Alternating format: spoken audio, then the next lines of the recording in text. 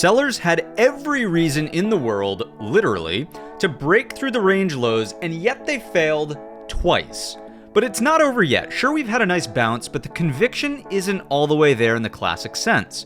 Retail still has record levels of cash on hand, and put hedges are at the highest level they've been in over 2 decades. However, one of the newer risk-on measures is actually breaking out, and it also did not set a lower low as the broad market did. So welcome back to the Trade Brigade Midweek Show, where we'll take a look through all of the data points and we'll build a logical trade plan.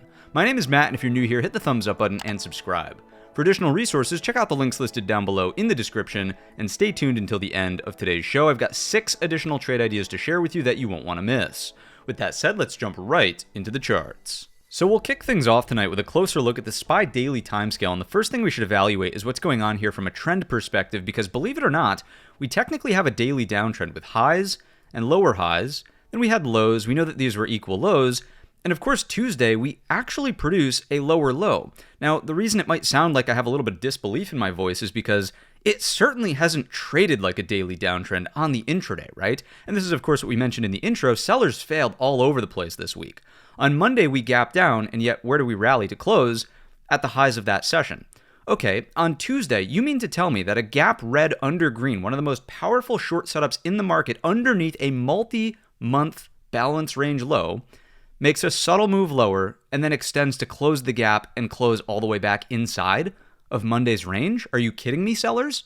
Like, let's just take this immediately to the hourly chart so I can show you this, right? You get a little bit of an opening drive lower. Okay, sellers more typically would look for an opening print rejection, rotate, and close weak on the lows. Clearly, that wasn't the situation into Tuesday afternoon. Okay, next stop might be something like a gap fill reversal underneath Monday's low, reject here, lower high, and then we're lower on Wednesday. Obviously, that's also not the situation. Okay, fine, not just a perfect gap fill reversal, but what about the micro range, this range right here? Reject that and keep that as overhead supply on Tuesday, right? Nope, no rejection, no weak close. We actually close over 680.25. So when I say the sellers fail, it's important because technically speaking, yes, this is a series of lower highs and lower lows, but intraday, if you've been trading this like a downtrend, it actually hasn't been working well at all. Now, on today's session, I am quite fond of the action that we saw to possibly, I know it's going to be frustrating to hear, but maybe neutralize the trend again. The reason I say that is because you can see the lower wick of today's Wednesday session technically supporting and respecting the bottom end of the micro balance range. So the micro balance is between 680.25 and 689.75, and the macro balance, the major balance, is the monthly range that we have here, right? So the fact that sellers technically have a look below and fail means that any higher lows, now hear me out, this is going to sound crazy, but any higher lows that pull back and support over the macro or major balance range low, which is all the way down there still at 676.50, will technically provide a daily higher low in the look below and fail formation. What do we target? Hypothetically, the top end of the balance range way up here. So is this the next cycle that's possibly, starting to play out? I don't want to discount it as a possibility because in all actuality, I know this is not the answer that folks want to hear, and it's not really the answer I want to have from the market. I want the downtrend to yield some sort of trending action where we actually move directionally lower, right? That's not really what's happening. We're just in the midpoint of the range. And I think it's just immediately back to this MF mentality, which of course, if you're new here, that, take it easy. I'm not, MF, maximum flexibility, please. Maximum flexibility in the midpoint of the range is right back to being the name of the game. Now, if you're a bear, you probably want to latch on to the idea here that we're still trading underneath the daily 50 SMA and the daily 20 SMA. And I will give the bears a little bit of credit for that, but that's about where the credit stops, right? If we just go again back down to the hourly timescale, look at today's session. Instead of moving to the 20, promptly rejecting and saying, okay, here we go, we're going to close a week, we get some sort of nasty upper wick on the daily bar. If you were to superimpose, say this comes down and closes weak here, there's your daily upper wick. We didn't get that. This is high tight consolidation on the hourly chart, accepting near the 20 rather than a firm rejection, right? If we just zoom out on this a little bit so I can show you where these anchor points are coming from, let me bust out the anchored VWAPs intraday. And you could see if you take major range high and major range low, we're right there, right? We're right in that cluster. So if you're a stronger seller, you should really be rooting for rejections of this area, like bring it on down. And then once again, as I talked about on the daily timescale, why is it so impressive that 680.25 is holding? Not just is it the bottom of the micro range, but it's the anchored VWAP, believe it or not, from Monday's session on the first major gap down. You could start to see as well that if you anchor a view after Tuesday session, it's right there at 680.25. What else is right there? I've already done my homework. Let's bust out the Fibonacci's from the low up to this most recent high. Fib 38.2 means that this is a reasonable pullback. So if we start to see this type of situation, I just don't think it's worth latching on to the bearish narrative of, okay, you have your lower high, you have your lower low, but how successful, like go back to the simplest 3 questions you can ask. Shout out to Peter. I mean, what is the market doing? The market's moving lower, right? It's moving higher intraday, but it's in a series of lower highs and lower lows.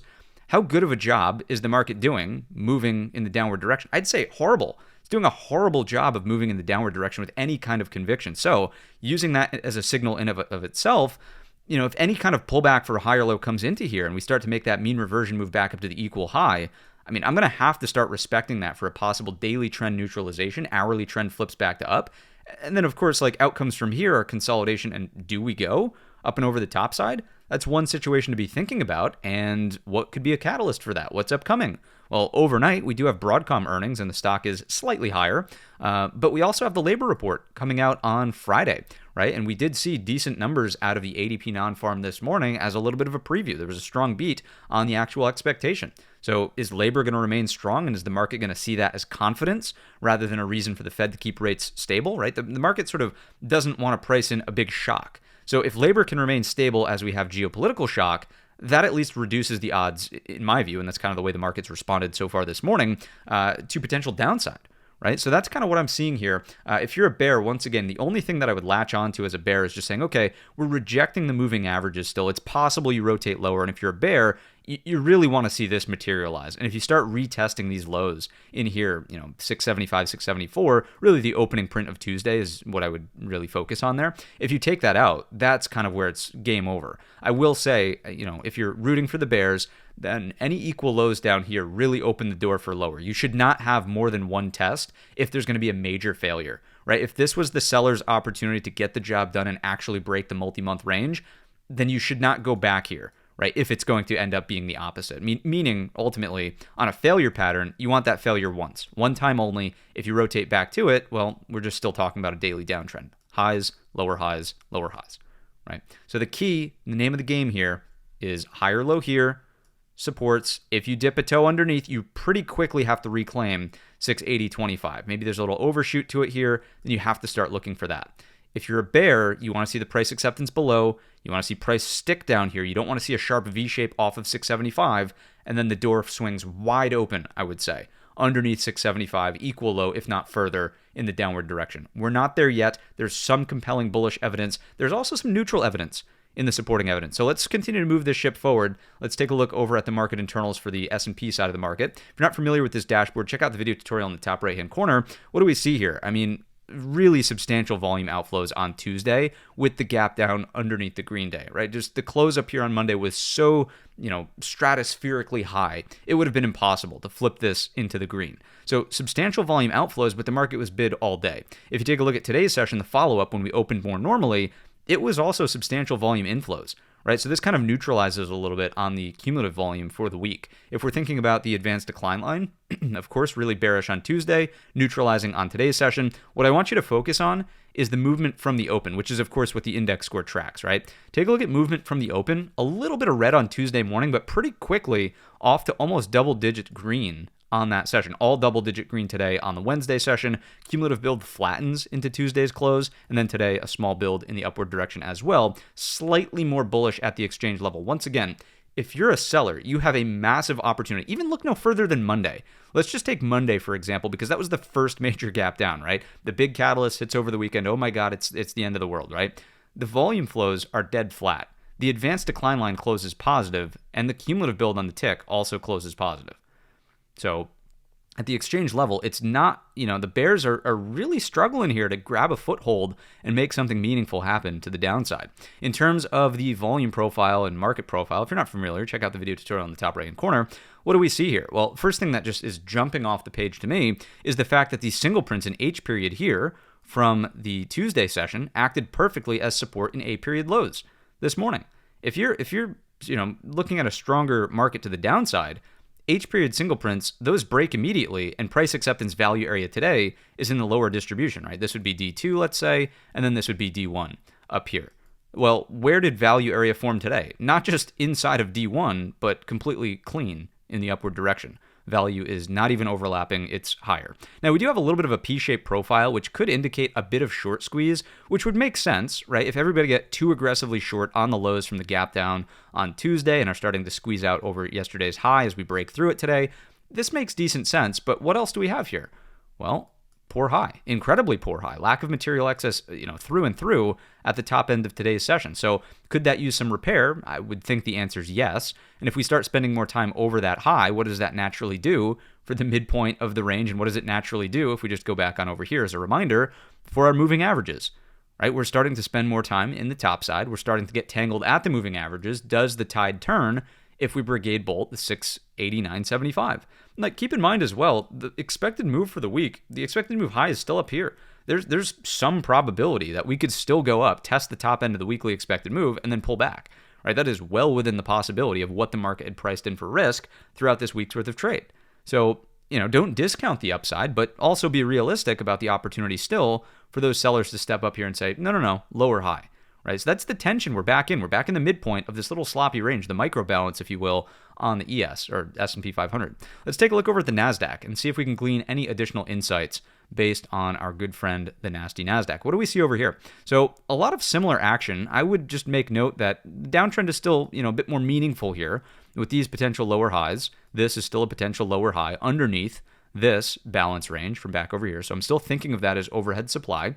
This range has been redefined, so to speak, as this being the new balance. So 616.50 is really the top end with our equal highs. And then the bottom end is down here at 595.25, right? So where are we? We're probably in the upper third of that balance, but still with respect, let's not lose sight of 613. That's why that orange bar is still across the screen coming from the October 10th and November 20th bearish engulfers from the last cycle, right?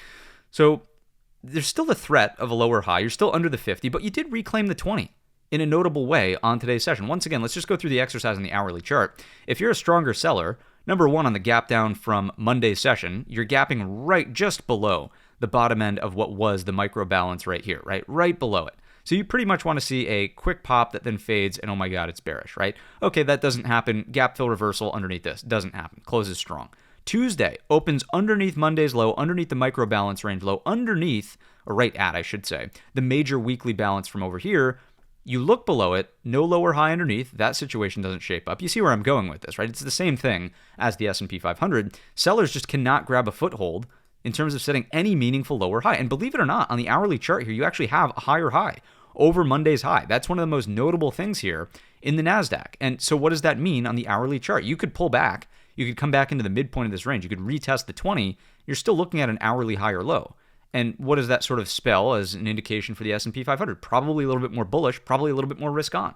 Now, if this is just going to be a lower high, and this is the tension, this is why it kind of sucks that the trend is not developing in a more reasonable way for continuation intraday.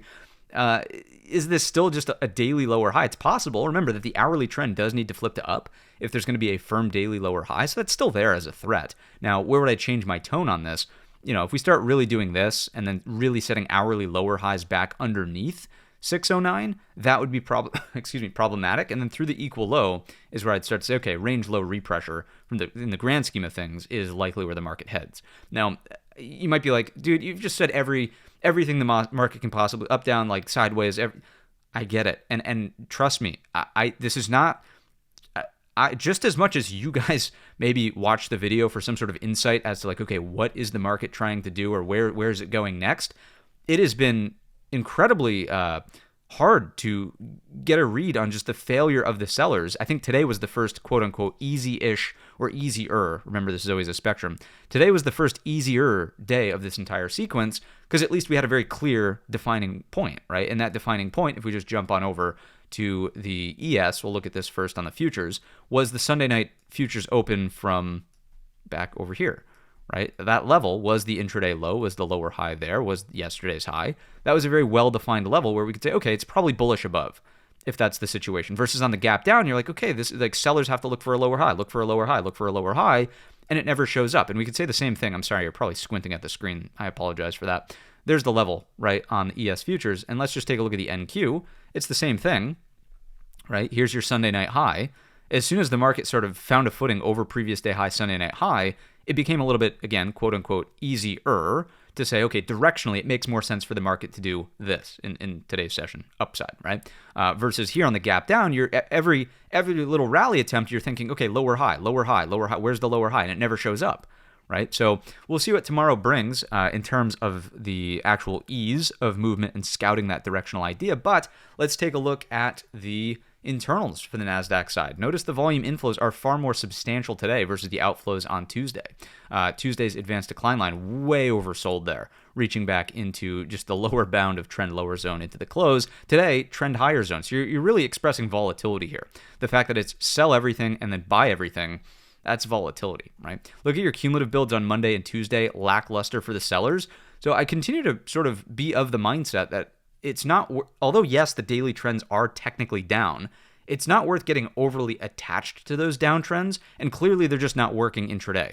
So why do something that continues to not work, right? If you're attached to the sell side, oh my God, the market must crash, I would keep a slightly more open mind than that. And if you're of the mindset that where, oh my God, the market must rally and go to the moon, well, if you bought Monday's close, Tuesday's open was a rude awakening, right? So it cuts both ways, and again, maximum flexibility continues to be sort of the outlook here in this NASDAQ range, where I'd say it's a little bit less definitive in terms of where ultimately that edge lies. So let's continue along. Let's take a look at the market profile for the NQ and get a grasp on what's happening over here.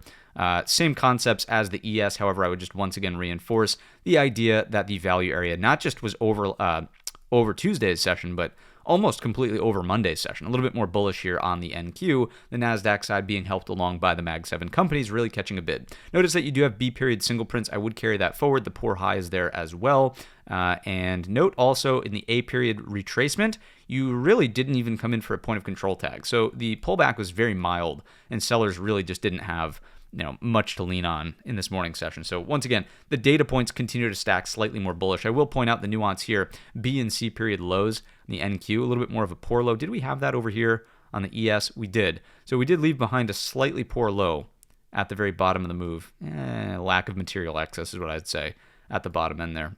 So something to be aware of, but undeniably, the H period single print giveaway on the ES side is pretty notable. Let's jump back on over to the platform. Let's finish up the broad market with the IWM, small caps, of course. What do we have going on over here? Just failures on every side of the formation, right? So the first failure was look below and fail, hit the top end of the range, look above and fail, hit the bottom end of the range. Now we have look below and fail again. Question becomes, will we hit the top end of the range? I would think survey says yes. Today's bar is not as bullish as what we saw in the ES and the NQ, of course. A little bit more of that lower wick, a little bit more of a retracement. We did close over the 50 still, and we are technically being suppressed by the 20. So in the balance range, I really don't think that there's much of an edge to talk about. If you're up here, slightly more bullish. If you're down here, slightly more bearish. After a failure pattern, I would tend to think if you pull back and hold again, top end of the range is still the target, 265. Generally, this will be the most sensitive of the big three for our labor report coming out on Friday. So let's keep an open mind to that. At 8:30, we will, of course, be live up in the office with coffee and donuts for the watch party. Let's take a look at the anchored view apps intraday, just kind of clustered around the midpoint in here. Once again, pullbacks to the bottom end of the range that stick. Look pretty good if you're just consolidating in here. That is in the bullish consolidation territory. And if you could do this, that becomes even more impressive on the top side. Over 265 is the breakout level. Fairly straightforward. I won't, go through every single detail down here, but once again, opening on range low Monday. Why could the sellers not break down underneath? They literally have every reason in the world. Tuesday gap down, moves lower. You would think lower high here. Absolutely not. Closes back in range. And today, little wick down, closing at the midpoint. Sellers, what's going on here? Like sellers just nowhere to be found, not even in the small caps. Nothing to say about it. And the ISM report came out pretty, I would think good today, but a little hot for inflation on the Monday with the manufacturing PMI, and we'll get into those. But let's take a look at the, let's go on over here to the internals for the Russell side. And you could see decent volume inflows, hardly any outflows on Tuesday. Better build on the Tuesday, look below and fail from the balance range, neutral to slightly bullish today on AD line, and decent cumulative builds on the bull side every day of the week. It's really a decent look here on the Russell. One thing I omitted on the QQQ analysis, it just struck me, I don't know why it just struck me, but it did, is the Fibonacci retracement. Let's go back on over here. Let's just clean that up for a second. There we go. Get those anchored view apps off. But let's take this, to this. And what I wanted to point out was the 61.8 is the bottom end of the balance range at 600, which is the key hold spot, right? If you're looking for a daily high or low, pretty much need to respect that. And if you're looking for the hourly high or low, this is why I was saying here, you want the prompt reclaim. So you support 604.25 and then you reclaim 609. If you do this, becomes a little bit more pressure on the 38.2 to get to the 61.8, right? If this ends up being a lower high. I know that was a little bit disjointed from the actual QQQ walkthrough, but I did want to point out the fibs because they are quite clean and confluent with the levels we have. Let's go back over to the IWM. Let's take the fib from the low up to the high of this range just to take a look. 50% retracement is range low. 61.8 is Tuesday's open. As long as we're above those reference points, once again, I would maintain a slightly more bullish stance on smalls. We do need to finish up the small caps with the Russell 2000 on the market profile and see what we have over here. You'll notice that the value area is still overlapping to up on the Tuesday high. There you go. It's actually clean to the upside. And then it's still just overlapping and inside of the Monday value area. So progress made in the upward direction for sure. I would continue to just point out if you had stronger sellers, point of control should be here. You should be getting overlapping point of control on today's session with yesterday. Value moving lower. It just didn't happen. The poor high was taken out and repaired, and now we just have a lack of material excess here on the Russell high. Let's go back on over to the platform. Let's give this a hard reset, and let's take a look at our sector performance. This is where at face value it looks pretty bullish, being led by software. It's Mag 7, XLY, XLK, XLC. I mean, all of this stuff is heavier weight risk on in terms of sentiment, and it's really strong performance. I mean, IGV 6%, that's nothing to shake a stick at. Mag 7 up 3.2% on the week, that's pretty solid. XLY 2%, XLK more than 2%, XLC more than 2%, XLF, right there, almost at 2%. All this stuff is heavyweight and risk on. And look at the bottom of the barrel. XLP, that's risk off and defensive. So nice to see that taking a breather. Same thing, materials. It's not really defensive, but it's super lightweight. Healthcare is defensive. Utilities are super defensive, right? So nice to see the posture at the actual level of the sectors here from the weekly performance. But where I have to sort of bite my tongue for a second is just going on over to the structural charts and saying, okay, well, what is this really? Is this not still just an opportunity for a lower high in the weekly? Yes. The daily, I have to give it credit, and technically I did add the Microsoft on Tuesday, was it? Tuesday, into the close there. So, I mean, this inverted head and shoulders is reversing the daily trend. I think that the IGV maybe looks slightly better than the others, but there's still a lot of work to do here before you could confidently say this is drifting back into a meaningful uptrend, right? Let's take a look at the Mag 7 ETF. Look no further than the neckline of the big overhead supply. Right, just call it a rounded top. You could call it left, double head, right shoulder, whatever you want to call it, doesn't matter. Good reclaim of the daily 200, but boy, oh boy, right at the 20, still rejecting this level with this tiny little upper wick from today's session. Is not that Broadcom is part of Mag 7, but is Broadcom going to bring NVIDIA higher, which therefore could bring Mag 7 higher? Maybe. I'd feel a little bit more confident about this if we're over 62.65. That's for darn sure in terms of a trend reversal there. You start to say, okay, do we get some kind of double bottoming action? Then where's the higher low? That changes the trend, right? We're just not there yet. So still a lower high threat on that. Let's go to the XLY, right? Again, performance-wise, looks great. You're like, yeah, of course, 2% or more. That's awesome. Give credit where credit is due. Nice reclaim of the daily 200. But again, like the mags, where's your 20? Barreling down on price. Is this not still just an opportunity for a lower high after, mind you, right, after setting a lower low? There's always room for a lower high after a lower low. So, as much as I want to be bulled up about the posture, the actual structural charts are a little concerning still. Look at the XLK, same thing over here, rejecting the 20 SMA. Even the QQQ took back the 20 SMA. The XLK did not. So as of right now, just hard to get fully on board the risk on tone. I like the posture. I like some of the subtle improvements. I'm willing to keep an open mind, but it does dial back a little bit of the bullish nature of what we've discussed so far at maybe just the face value S&P 500, right? Look at the XLC. This is one of the stronger sectors. I was honestly impressed with the ability for this to follow through, open over the 3 equal highs after opening literally at the same print for 4 sessions in a row, rallying for 3 sessions in a row, and then giving it another go today out to the new high. So thank you to Meta for that one, of course, and we'll continue to watch this. I would say that XLC is exhibiting small degrees of leadership as a sector, just noting that this is not trading near the 200. We're over the 20, we're over the 50.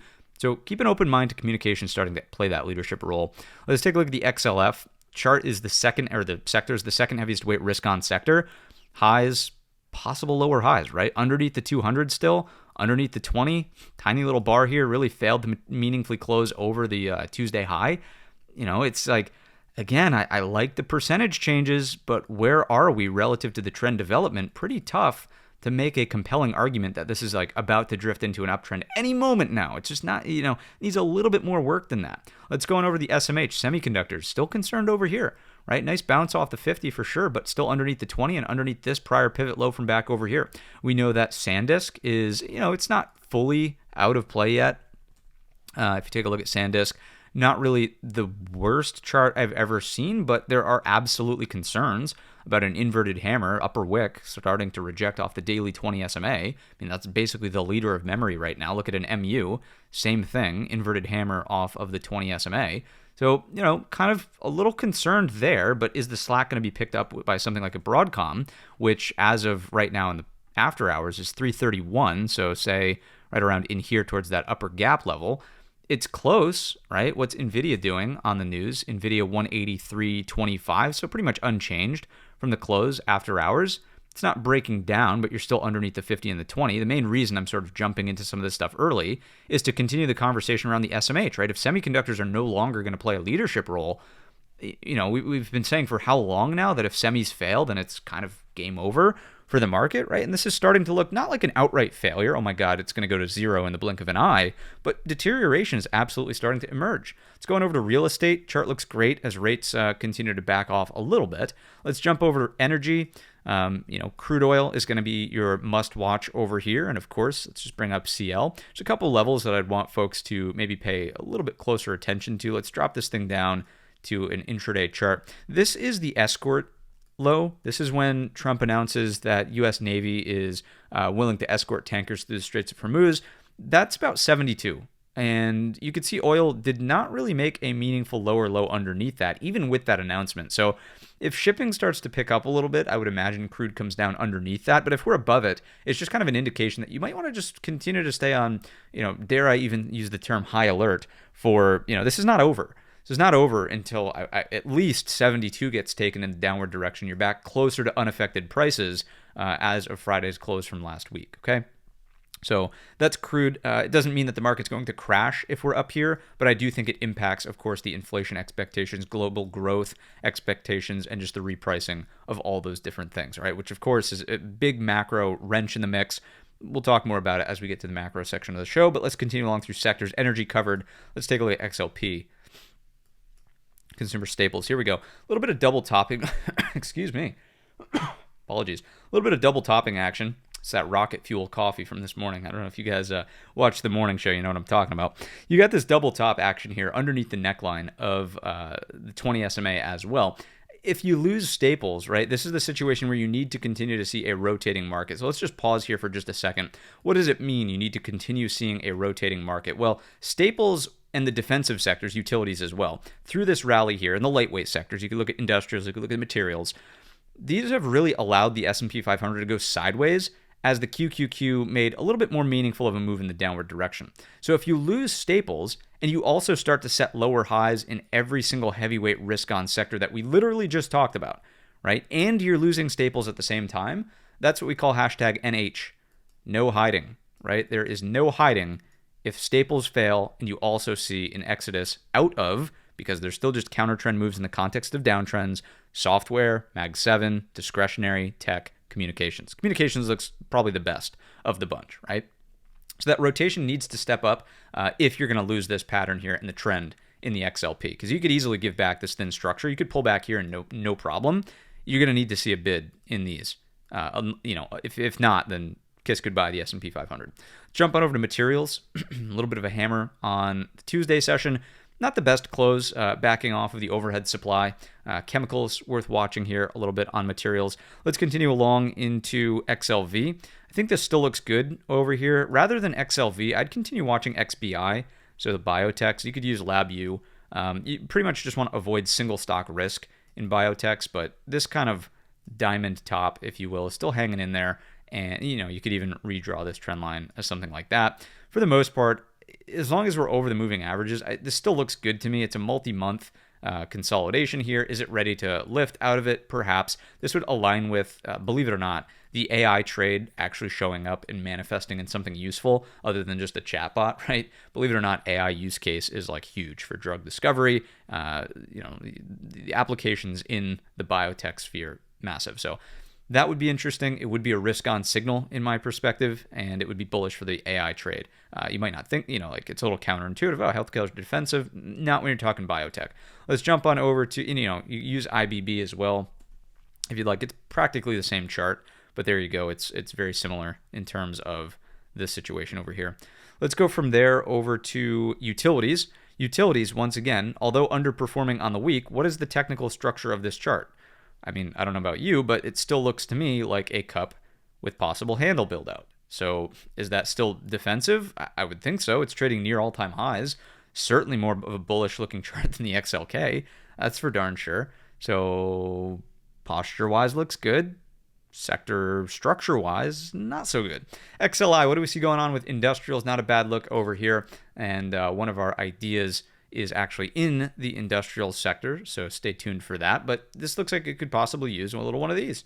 Little Brigade bolt up into blue sky territories. Now, it's not risk off. It's 8% of the S&P 500, so that's fine. This is not a harmful chart to the market. Let's jump on into our ratio grids and just get a sense for risk on versus risk off at a high glance. If you're not familiar with ratio charts, check out the video tutorial top right-hand corner. What do we see here? So still problematic, although I will give it some credit. It is trying to find a floor.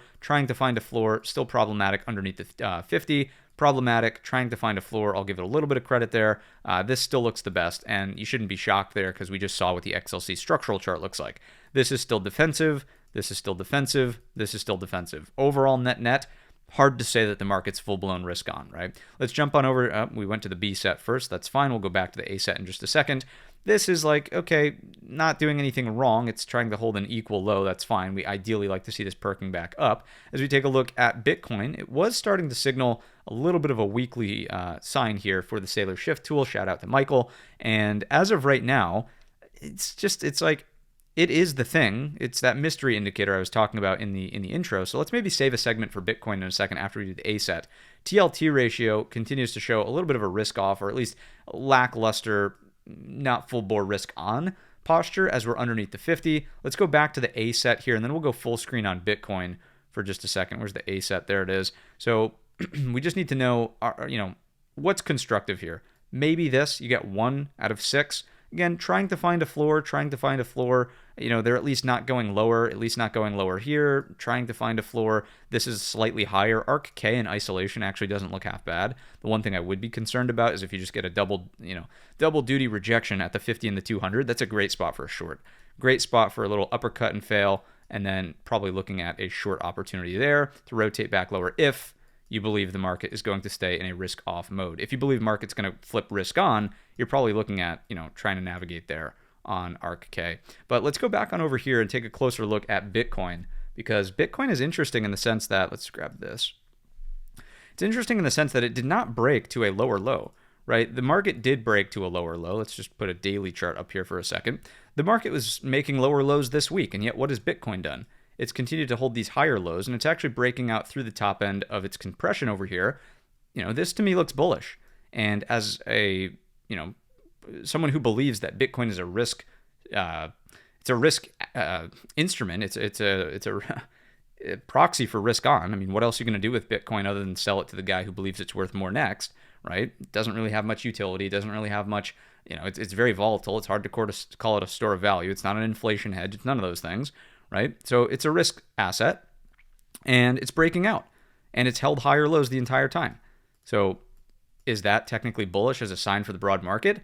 It's one data point, but it certainly neutralizes some of the bearish take that we had through the posture, or not the posture, but rather the structure of the sectors, right? So that's interesting to me, and it is a notable little data point. Let's jump on over to the dollar. Dollar continues to break out here as the week has raged on, of course, and you can see rates slightly higher here, trying to back off as of Tuesday's hot open. We'll see where that continues to land. Let's jump on into, we could take a look at gold in isolation through the lens of the futures. I'm a little impressed, I must admit, that gold has made a move close to these highs back here. Usually when you have parabolic top, you probably don't go back and revisit those highs in short order. So the fact that it is doing that is pretty impressive on gold. Got to give it a little bit of credit here. If it tries to hold, a higher low around 5,100, that would be a great spot for a potential hold and equal high. If that's the case, then it might sound insane, but kind of just building out an ascending triangle, right? Silver, not quite as good. If you go on over to SI, silver futures, you can see meaningfully off the high over here. I think gold maybe plays a more key role, and then silver takes a little bit of a backseat now that it's had a more detrimental blow off top from over here. Those are the metals. Let's take a look over at, we can go inverted ZT. We've been skipping this one recently in favor of just looking at the Fed odds tool. The higher this goes, the less likely the Fed is to cut. We know that. Let's go back on and take a look, and we really don't see any shift in the Fed odds. Let me give this a refresh just to make sure it's the latest rather than the stuck morning. Let's come back over here.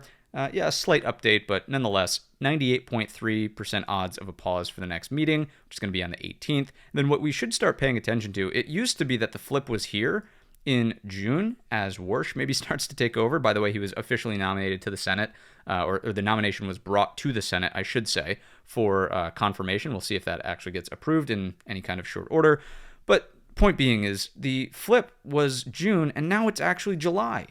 So the market's still pricing out further cuts, and reasonably so with what's going on with crude oil. And I would expect a combination of both the labor data on Friday as well as crude pricing as we move through the next week or two to have influence over June or July. So we shall see what that is all about. But currently, the market's pricing out expectations of a cut. Even some strategists are starting to say, no, we only believe one cut for 2026. They're not going to do the back cut here in the month of December, right? This one out there.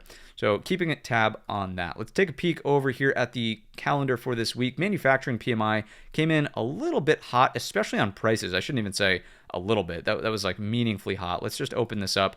If you've never checked out these reports, then I would encourage you to do so. But I do just want to open this.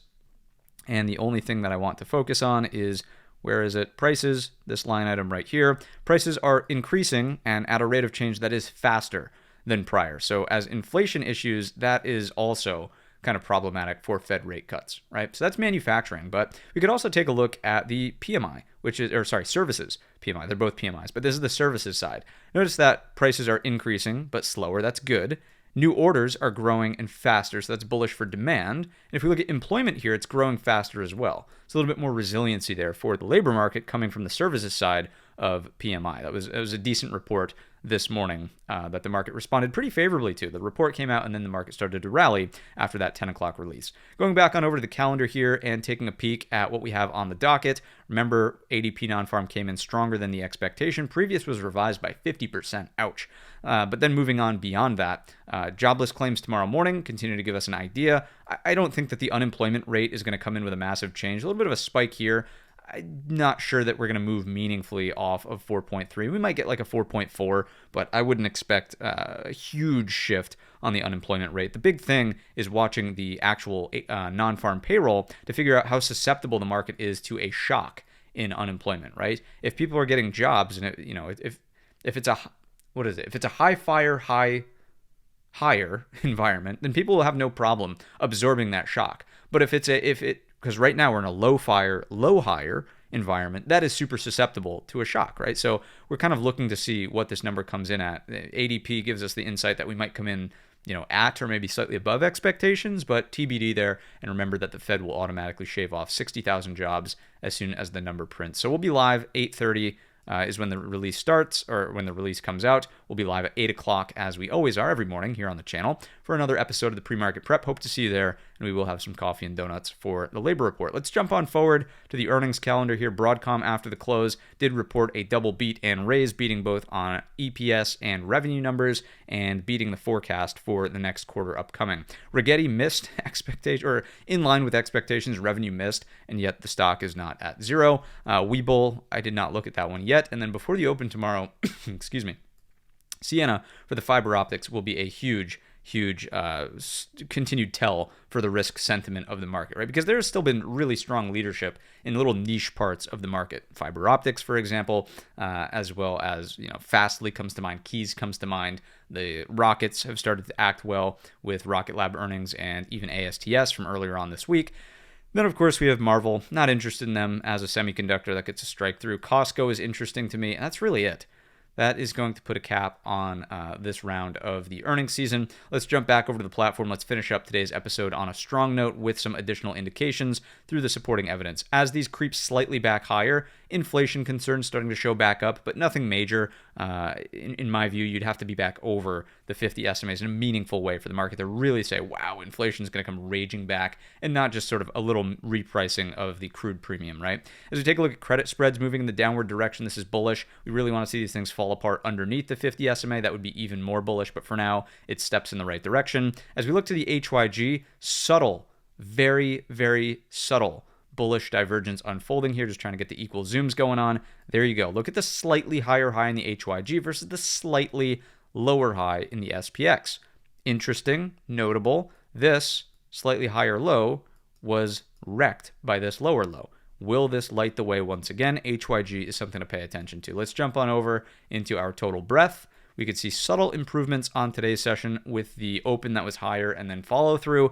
The RSP not really doing as well, which again speaks to the rotation theme that we were just talking about. Yeah, Mag 7 starting to pull its weight again, but the risk is if that's still just a lower high underneath the overhead supply, yikes, your RSP sets a lower high, can't quite get back to the breakout point, and now all of a sudden you spell trouble. So I can see the path that the market may take if there's going to be more pain. It would require a lack of rotation and a no hiding situation. Let's go to the equal weight Nasdaq just to see what's happening here. Same concept, just kind of not quite at the breakout level yet. Let's go on over to volatility, which has been fairly interesting this week. Volatility gets crushed every single time. We have opened higher here. Let's just throw the VVIX in manually down below. Tried to move over 120, not sustained. Next big step is underneath 103. The biggest tell in what we've been tracking pretty closely intraday with the live squawk is what's happening here in volatility futures. They moved into a backwardation on the, what was that, Tuesday? Or I guess the third was Monday. They moved into a backwardation. They stayed in a slight backwardation overnight into the Tuesday session. And then today, they more confidently stayed in the contango. Right. So in my view, we're starting to reapproach a situation where the market's repriced risk or volatility in a sense that it seems like the market's, almost over it. As crazy as that might sound, the market seems to be over it. Your backwardation did not get deeper as the week has worn on here. You can see the one-day VIX is just kind of sideways. It's not really breaking to a substantial new high. Once again, that would align with this here, coming back out of backwardation into contango. I know these words are insane, but you get the idea. It's that the volatility in the present day is now becoming less than the future, versus here, when you're in backwardation, volatility right now is higher than what we have in the future. That's not how it should be. Black swans exist somewhere out there in the future, not right here, right now, right?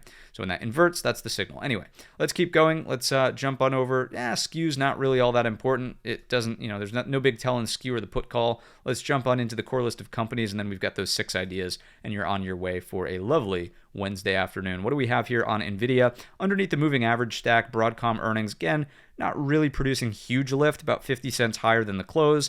I think this could be an uppercut and fail at the moving averages, rotate back down to 181. If you're trying to play it in the bullish sense, I would not be a buyer at the moving averages. I would not try to force this through the midpoint of the range. I would say let it come in, let it pull back. If 181 can hold, that's where I would start to look for a long opportunity here for risk reward back in the upward direction. If you fail 181, kiss it goodbye. Probably another test of the daily 200. Moving along to Apple. Apple is really boring here the last couple of days. For all the market volatility, Apple has said, nope, I'm an old man staying in my range. Staying in my lane.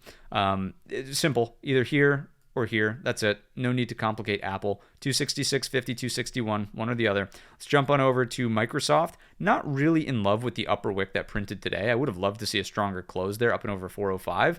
Nonetheless, it's still a constructive look in my view for the inverted head and shoulders to build out here, which, as we know with the IGV, is constructive for software. So the more time we spend over the 20, the better it starts to look. I'd still sort of be a proponent, if you will, for this low maybe marking the low, the local low at least of Microsoft's current downside look. So if we could just go sideways for a little bit longer, maybe might undercut that by a little, but I think that this is the resting zone, if you will, for Microsoft in the near term. Yeah, inverted hammer.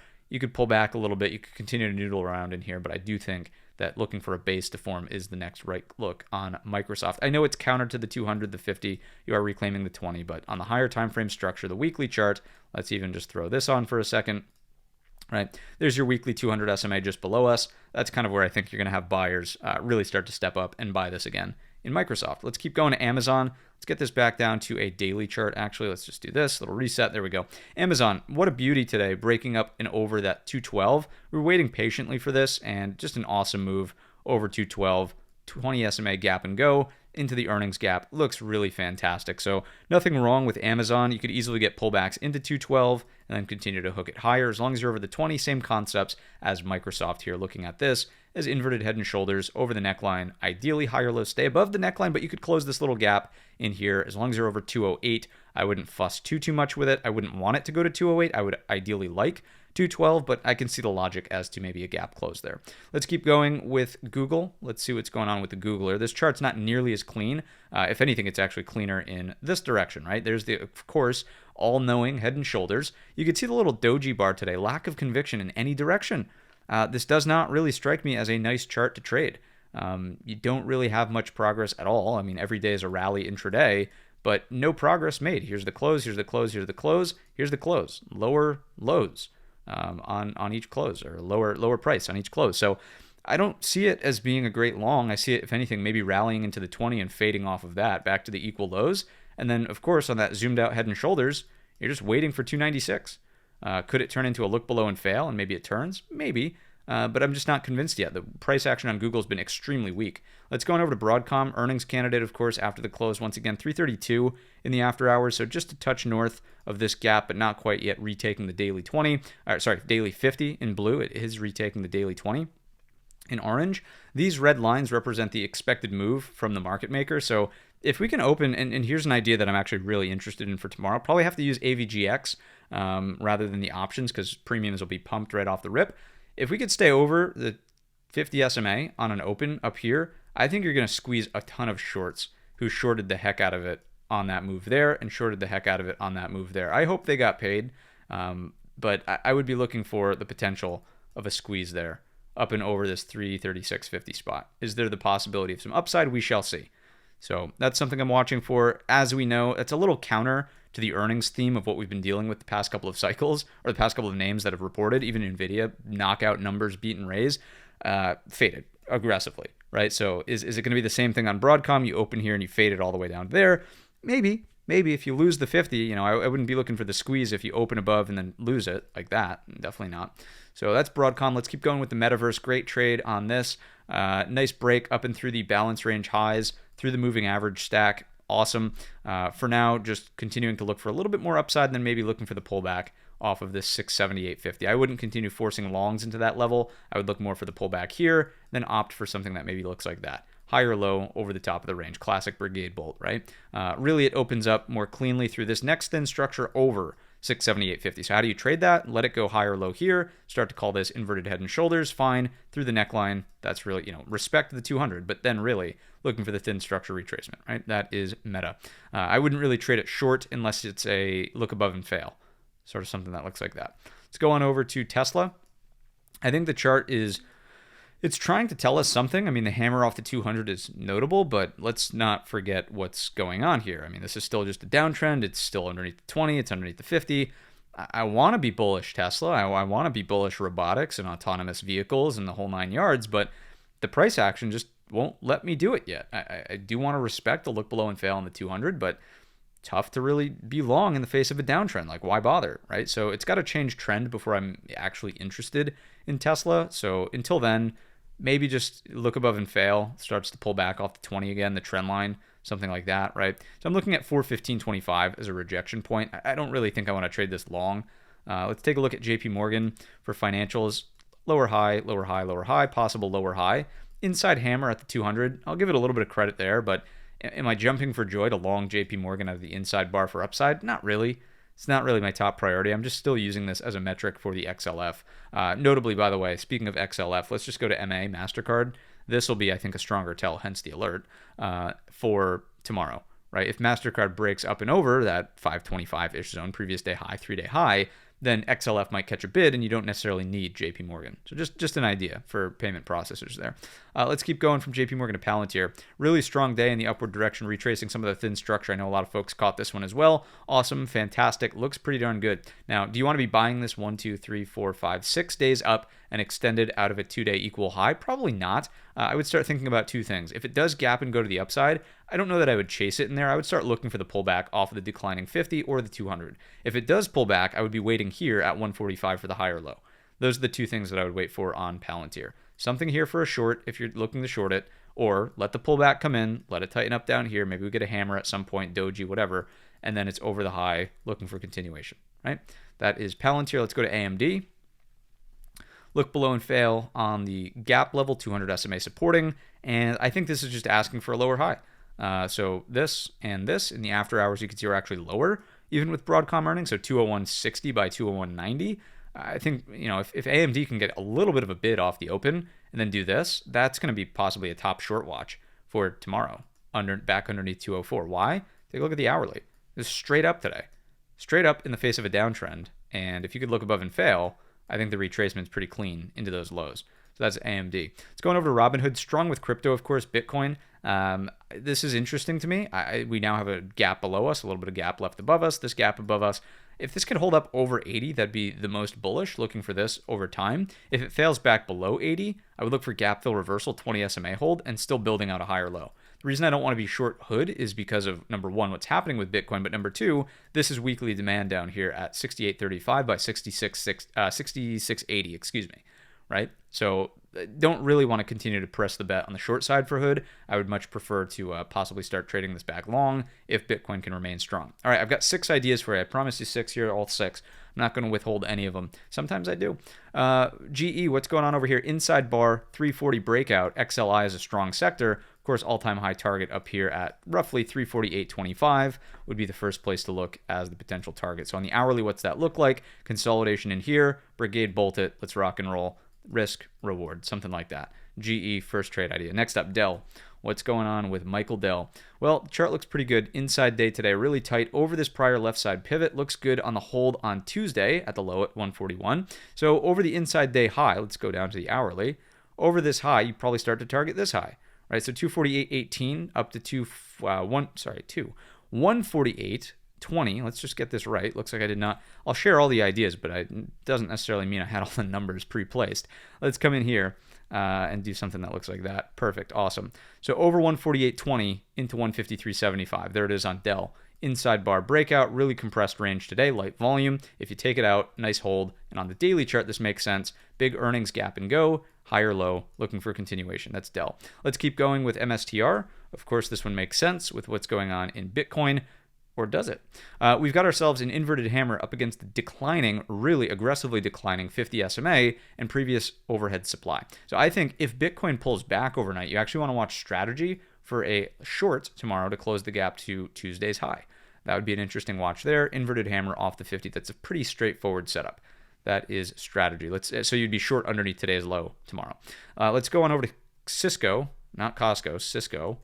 There we go. Cisco is starting to work itself into its gap overhead, closing over the daily 20. Let's see if we can rip up towards this 85. Thin structure retracement. This is a window, right? So can we get that in the upward direction? If we fail and just start chopping around in here, not interested on Cisco. Let's move on over to MP, not MO, MP. There we are.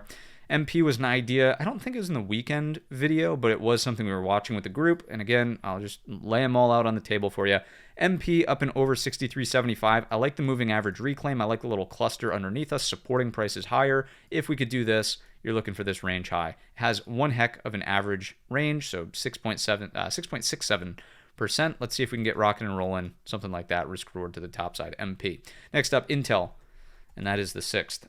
What do we have here? Look below and fail on the 50, reclaiming the range low in here. So range low meaning this. And as of right now, if we could take out this, I would just think that classically it's over 46.75 to 50.50. And we'll see if semiconductors want to remain strong on the Broadcom earnings. So far, this is actually playing nice with AVGO higher. That's 45.76 by 80 in the after hours. All right, those are your 6 additional ideas for today's episode and installation of the Midweek Market Update. If you enjoyed the video or learned anything new, let me know down below in the comments section or by giving the video a very simple thumbs up. As always, we'll be live every morning at 8 o'clock Eastern Time here on the channel for the pre-market prep. Hope to see you there. And with that said, have a green trading week. And as always, I will see you in the next one.